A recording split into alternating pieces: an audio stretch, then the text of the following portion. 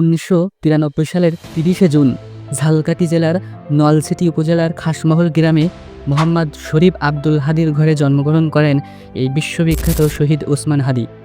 ওসমান হাদী ছিলেন একজন বাংলাদেশি রাজনীতিবিদ, সাংস্কৃতিক কর্মী, লেখক ও শিক্ষক, যিনি জুলাই গণঅভ্যুত্থান পরবর্তী সময়ে গঠিত রাজনৈতিক সাংস্কৃতিক সংগঠন ইনকিলাব মঞ্চের মুখপাত্র হিসেবে পরিচিত হন।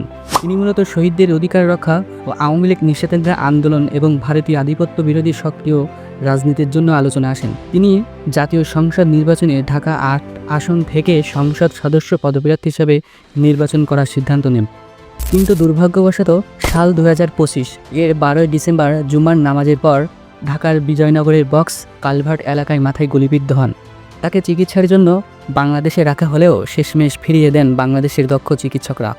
এরপর তাকে চিকিৎসার জন্য সোমবার বিকাল 5:50 বিশ্ববিখ্যাত সিঙ্গাপুর জেনারেল হাসপাতালে নিয়ে যাওয়া হয়। সেখানে তিনি চিকিৎসাধীন থাকলেও মহান আল্লাহ তাআলার ডাকে 18 ডিসেম্বর রাত 9:30 সিঙ্গাপুর জেনারেল হাসপাতালে তিনি শেষ নিঃশ্বাস ত্যাগ করেন। এই বাংলাদেশ যতদিন থাকবে তার এই নিহতের শোক বাংলাদেশের জন্য একটি স্মরণীয় দিন হয়ে থাকবে। আমরা তার হত্যার বিচার চাই, কিন্তু দুঃখজনক আমরা বাঙালি এখনো পর্যন্ত শহীদ ওসমান হাদীর সুষ্ঠু বিচার পাইলাম না। আপনারা কি তার হত্যার বিচার চান?